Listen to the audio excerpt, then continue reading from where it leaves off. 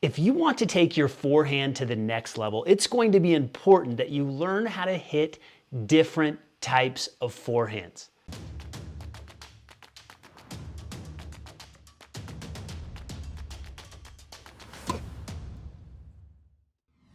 My name is Jeff Salzenstein. I'm the founder of Tennis Evolution. Excited to share today's video with you today because in today's video, I'm going to show you 5 different types of forehands that you must learn if you want to keep improving. So let's get to the video right now. I can't handle the high forehand. I'm playing pushers and the ball's landing, it's going 2 miles an hour. And then I say, okay, let me see it. And then I see it, and guess what they're doing? Front foot, over and over again. I don't hear a lot of other coaches talking about this, so that's why I'm so happy you're here so we can give you that clarity today. You're going to go off the outside leg. Take some coordination. You can practice this with shadow strokes. You're going to load this leg. Now when you load this leg, you got to take weight off of this leg. You can't keep weight over here. You're going to load this leg, you're going to jump in the air, and you're going to land. You're going to land on the other leg. So you're shifting your weight from one leg to the other leg. This is your practice. One leg to the other leg. 1, 2. Notice I'm not talking anything about, at this point, shoulders or hips. It's legs and feet and coordination and rhythm. Think if you were a dancer. You go from this step to this step. This step, I'm not really a good dancer, you can tell. This step to this step, right? This foot to this foot, and you time it at the right time. Some players on high forehands, they go too early and their coordination is off. Okay, so let me give you a demonstration here. Note, just focus on the legs here. High ball. Okay, easy as pie, right? You could just do this. You could just toss the ball up high, and notice how I shift the legs, the weight of the legs from this leg to this leg. You should be able to load this leg, land, and even hop a few times.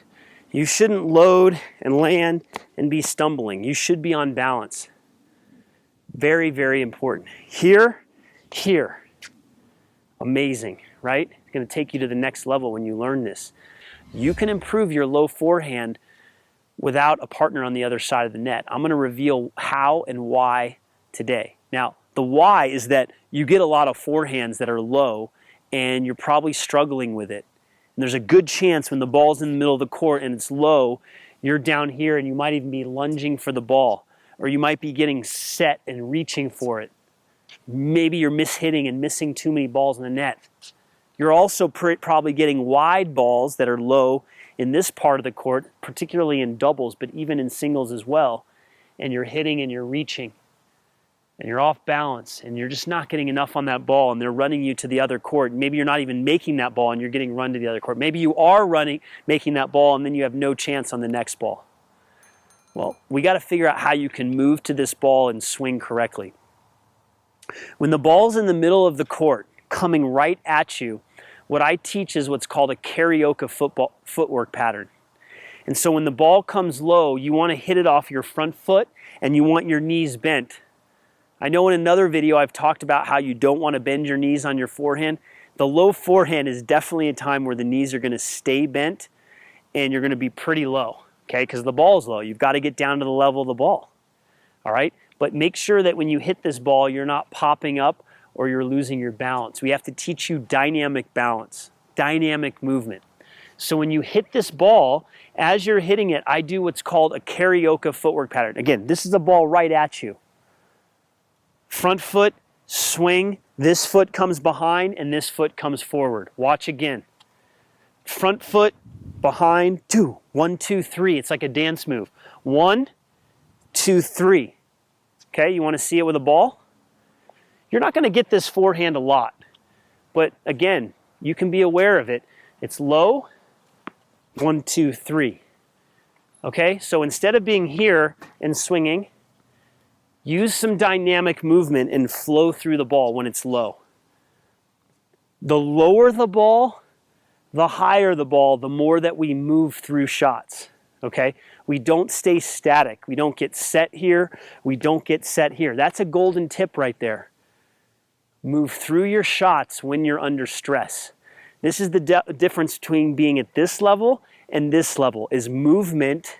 Closing that gap is the dynamic movement that I can teach you. So I'm glad that you're here today. Thanks for joining me on this journey in today's lesson with footwork and the low forehand.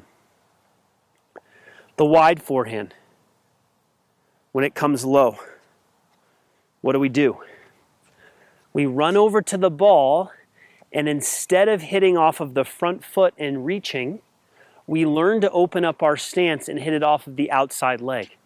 So we measure our steps and we keep our knees bent, we keep our body low, and we move over and we hit off this leg. Do we hit and stop and go open stance and pivot? No, we move through it, especially when we're somewhat on the run. So we come up, we hit off this leg, and we keep moving like this. Remember my 1, 2, 3 on the carioca? 1, 2, 3. Wide forehand, watch this. Come up, what's my 1? This is my 1. 1, 2, 3. 3 steps. There's something to this, isn't there? It's not random. Okay, what I'm teaching you is very choreographed and calculated, because I would let everyone just move the way they naturally needed to move if people did it correctly. But they're not, because I'm watching players move on a tennis court. It's not efficient. The days of saying just move your feet are over, everyone. Let me say that again. The days of just saying move your feet are over. Tennis coaches all over the world have been telling you this, right? Just move your feet. No. You have to understand how to move your feet. Once you get to this position, how I want you to finish, I'm going to show you right now how you're going to finish. You are going to finish, and when you're done, I want you to notice where your chest is facing. A lot of players, when they hit this shot and they want to try to go cross court, they're going to come here and they're going to try to yank it like this. Now, yes, my chest is facing this way, but I'm off balance. So what I want you to practice every day that you get on the court is to have incredible balance at the end of the shot. Notice how wide my base is, and notice my chest is facing towards the side fence. I am not facing straight ahead towards the net anymore. It's a big problem that players make, is that they're trying to go cross court and they keep their chest facing the net too much. You actually have to rotate more. And look at my shoulder, it comes all the way around. This is what you're gonna see Djokovic doing. He's gonna bring his shoulder all the way around, and you get this massive rotation of the upper body. So if you're tight in your spine and you can't rotate, then you're gonna start to cheat with your arm. So you wanna work on improving your ability to bring your shoulder around and rotate your upper body. You'll notice that my lower body is facing at a diagonal, but my upper body has rotated more than my upper body. So I've rotated more with my shoulders at the beginning, and I've rotated more with my shoulders at the end. One big key, I know there's a lot of big keys here, is that you don't want to swing and bring this foot forward and be in a narrow base. You want to practice being in a wide base, and again, feeling like your hips are facing at a diagonal and your shoulder comes around. A lot of players stop their swing like this, and then again, it's all arm. You want to bring that shoulder around, and when you learn to do that, that will bring the ball down into the court.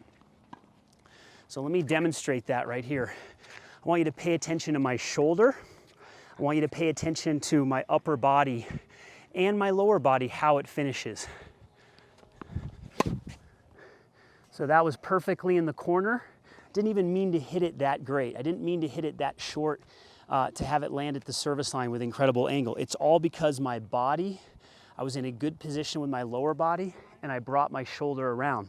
I also add that hand turn that I've talked about in other videos, that hand turn where I point the racket after contact like this, and then I turn my hand, okay?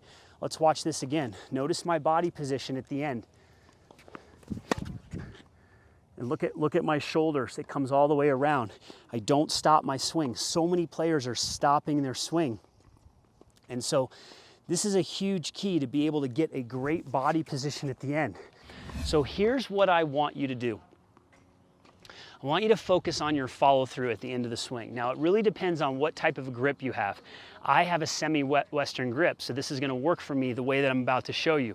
But if you have more of an Eastern grip, I can show you what to do as well. Here's the key. You've got to stop your finish sooner, and you've got to stop the racket in front of your body. What do I mean by that? When the ball comes fast to your forehand, I want you to practice stopping the racket in front as if you're protecting yourself. It's time to protect yourself with your racket. If someone was going to punch you in the face and you were holding the racket, you would bring the racket up like this. You wouldn't come over the shoulder like this. I see too many players swinging too long on this ball. This is a ball that's coming fast.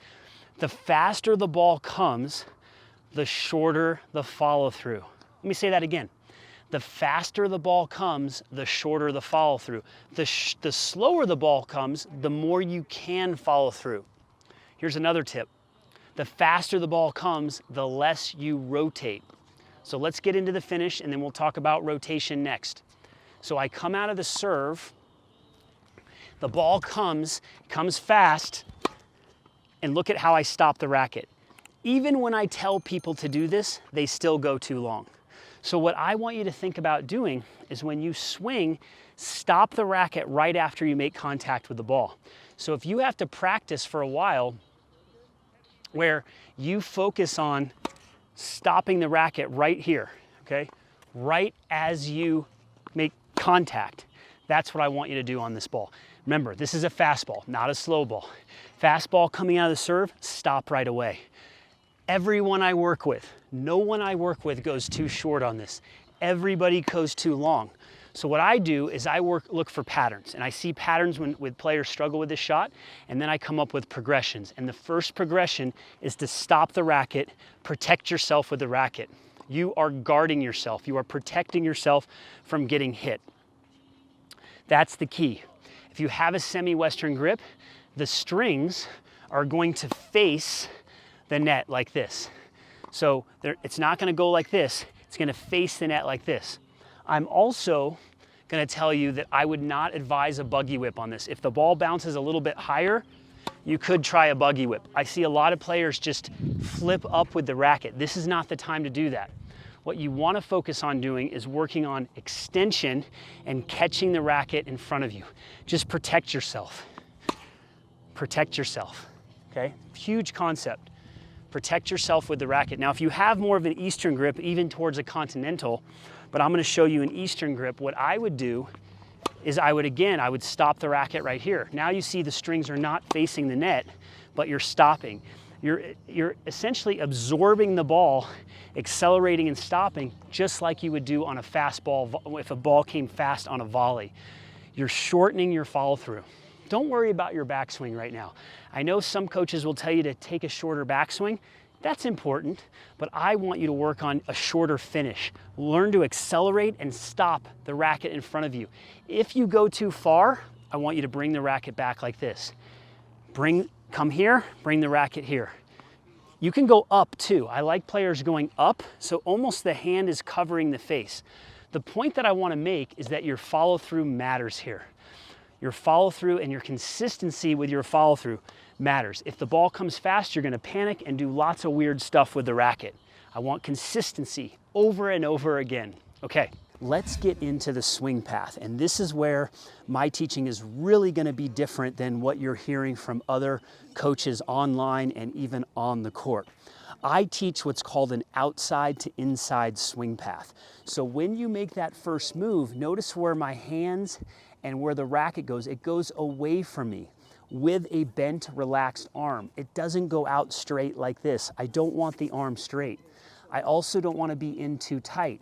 I also don't want to take the racket back. You are getting disconnected. Your arm is getting disconnected from your body.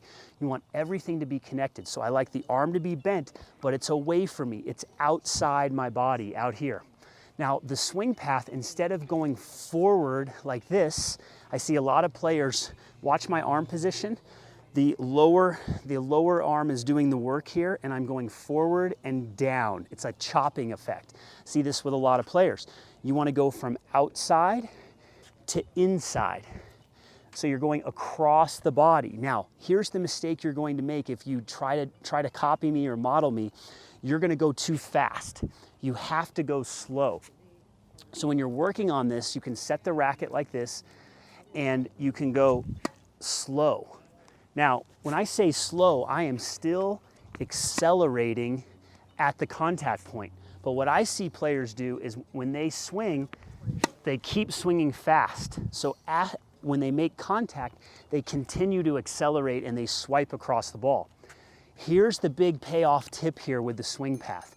When you think about how to accelerate and swing the racket, you want to try to slow down. See how I slow down after contact. So I'm going to accelerate to the ball, and then I'm going to slow down. Might even stop. Okay, a lot of players that are coming across, when they see me teach this outside to inside swing path, they come across too fast and they go too long. I want you to shorten your swing, and I want you to stop sooner. So you'll see that when I finish, the tip of the racket is facing towards the net. Tip of the racket facing towards the net. If I extend it longer, look where the tip of the racket is facing. It's facing up towards the sky. We don't want that. So make sure that when you start on the outside and you come inside, you stop right in front of your body when you're working on your slice forehand. So this moves us from outside to inside with a stop. Look at that position right there. The strings are open. The tip of the racket is facing towards the net. Now, if you are doing this and the ball is popping up, if you're cutting under the ball, that means you are trying to create slice by manipulating the racket too much.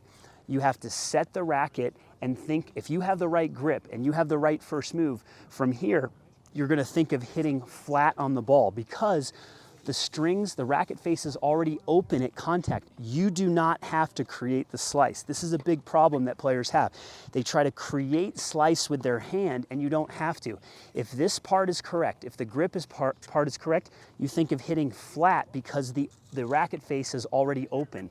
So I really try to knife this ball and get a flat hit on the ball because I know that I'm naturally going to hit underspin with my grip and my swing path.